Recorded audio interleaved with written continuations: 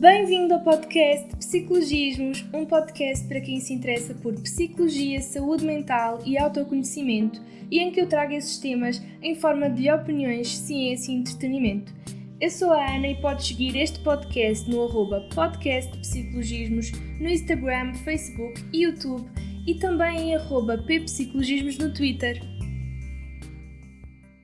Bem-vindo a mais um episódio do Pandemicamente. Se ainda não conheces este quadro que aborda vários temas dentro do impacto que a conjuntura atual com a quarentena e o confinamento pelo Covid-19 tem na nossa saúde mental, podes ouvir os episódios anteriores, identificados com o nome do quadro, para saberes mais. Já falei sobre vários temas que, quando pensamos em saúde mental na pandemia, automaticamente nos vêm à cabeça. No entanto, eu hoje trago um tema bastante importante e que infelizmente está com mais relevância nesta época. Mesmo com as questões do desconfinamento que se vive ao longo do mundo, uma coisa permanece. Milhares de pessoas infelizmente faleceram e a questão do luto surge como essencial em ser falada. Nós começamos muito a falar sobre o luto quando há cenários de crise e catástrofe. Por exemplo, quando foi na época dos fogos aqui em Portugal, ele ocorre sempre, mesmo quando não há estes cenários de crise e catástrofe, porque há sempre alguém ao redor do mundo que passa por uma perda. Portanto, o episódio de hoje é sobre o que é o luto, como se pode fazer um luto saudável e quais são as variáveis nesta pandemia que podem estar a afetar a maneira como as pessoas fazem o luto. Para além disso, vou também estar a introduzir um tema que é a resiliência emocional, muito ligada também com o luto, para poder desenvolver um pouco mais este conceito. Primeiramente, o luto está associado à perda de algo ou de alguém. Normalmente só uma perda que nos impacta, porque o que perdemos significava muito para nós, é que nós chamamos de luto. Portanto, neste processo de luto estão envolvidas várias emoções, sentimentos e comportamento. Nós podemos iniciar o luto por várias razões, seja pela perda de alguém próximo, o fim do relacionamento, uma notícia de uma doença terminal,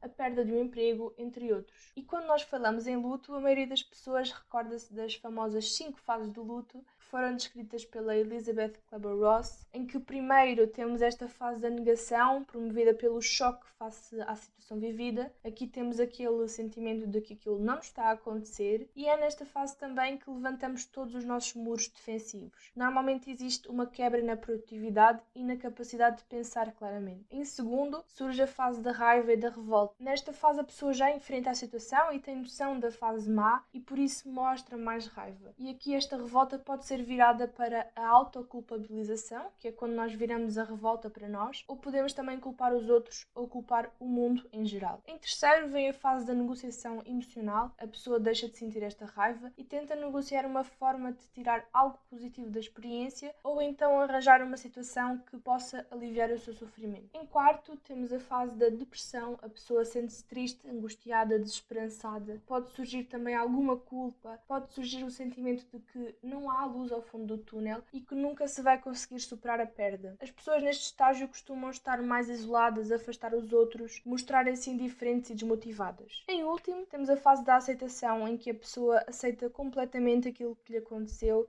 e aceita a mudança percorrendo-a. Considerando estas fases, é preciso fazer também alguns avisos. Estas fases não são necessariamente seguidas em ordem e de forma linear. Como o luto é um processo tão complexo, com várias dimensões, e é em si uma experiência individual, é normal que as fases sejam vividas de forma aleatória, muitas vezes reencontradas, repetidas, ou até pode acontecer que a pessoa permaneça presa numa delas. Depois podemos dividir o luto em alguns tipos, consoante o seu nível de adaptativo ou saudável. Temos então o luto saudável, que é aquele onde se espera que exista um percurso gradual para o alívio psicológico, mas também existe o luto complicado, que é quando este sofrimento vem acompanhado de outras reações mais intensas, como a apatia, raiva, cansaço, esgotamento emocional, em que estes sintomas perduram no tempo. A melhor maneira para fazer um luto saudável é aceitar e reconhecer como nos sentimos, e não negar a tristeza ou o possível sofrimento, porque cada pessoa tem a sua maneira de lidar com uma perda e com a dor que lhe resulta. Por exemplo, existem pessoas que preferem falar com outras pessoas, outras que se informam e leem sobre o luto, outras que encontram rumo ou explicação na religião, outras que preferem ouvir música, recordar a pessoa ou até praticar exercício físico. Claro que sempre que percebemos que o luto está a causar-nos mais sofrimento do que o previsto, que está a interferir com a nossa vida, e sempre que se tem aquela noção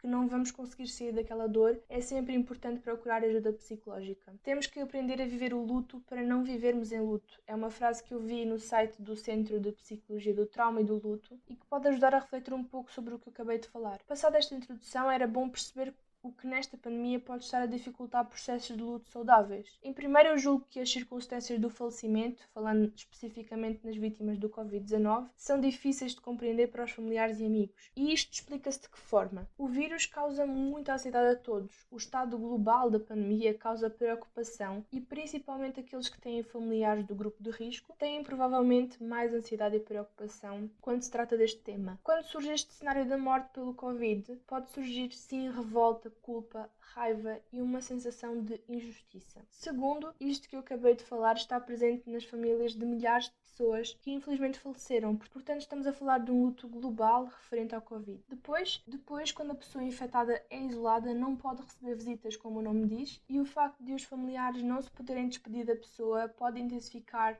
este sentimento de vazio e de perda incompleta. Basta nós pensarmos um pouco no exemplo de nós próprios. Para a maioria de nós serviu de alívio podermos nos despedir das pessoas que perdemos. Depois, a maioria dos funerais não se fez em época de quarentena e quando se faziam, tinham poucas pessoas e não havia permissão para o toque. E dentro disto há duas coisas importantes.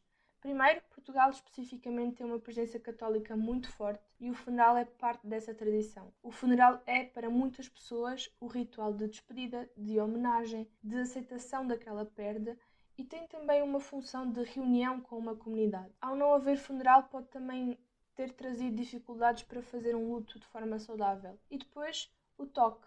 A maioria das pessoas gosta de abraçar os outros familiares, gosta de se expressar através do toque e da expressão corporal. Nisto, o distanciamento social impôs um desafio, então as pessoas podem ter-se sentido talvez mais desamparadas, mais sozinhas e menos entendidas. Depois, por outro lado, existem também perdas esperadas, que às vezes surgem no luto antecipatório, mas também podem ocorrer perdas inesperadas que trazem mais choque e revolta ao processo de luto. E por último, também muitas famílias podem sentir a pressão para não fazer o enterro, mas sim fazer a cremação. O caixão não pode ser aberto durante o velório, o cortejo do funeral não se faz, não existe missa e isto aumenta o sofrimento e o stress nas famílias, como podem imaginar. A Ordem dos Psicólogos fez um documento sobre o luto e com algumas sugestões. Por exemplo, não adiar o luto. Portanto, este enfrentamento e aceitação é importante para aceitar a perda. Não se isolar, porque pode haver esta tendência para o isolamento, mas deverá ser importante fortalecer a rede de apoio, contactar familiares e amigos, respeitar o próprio tempo, respeitar as emoções, fazer atividades que tragam alegria e valorizar sempre o autocuidado. Gostava só de deixar o conceito de resiliência emocional, tão importante quando se trata da saúde mental na pandemia e quando nós falamos de luto também. A resiliência é a forma como nós voltamos ao nosso estado anterior depois de um evento traumático. É aquela lógica da esponja. Quando nós apertamos a esponja, ela encolhe, mas se alargarmos, ela volta ao estado normal. A resiliência penso que vai explicar muito sobre como vamos ser no pós-pandemia e como vamos lidar com um possível luto. A resiliência é sentir as emoções negativas, ao contrário do que muita gente pensa que é aprender a lidar com elas e reconstruir significados à volta disso para podermos retomar a nossa vida. Para sermos resilientes durante o processo de luto, podemos aproveitar para nos conectarmos com outros, para nos sentirmos apoiados, podemos estabelecer objetivos para a nossa autorrealização, podemos cuidar física e mentalmente de nós e podemos olhar para o futuro com novos significados e metas. Espero que fiquem bem e até ao próximo episódio.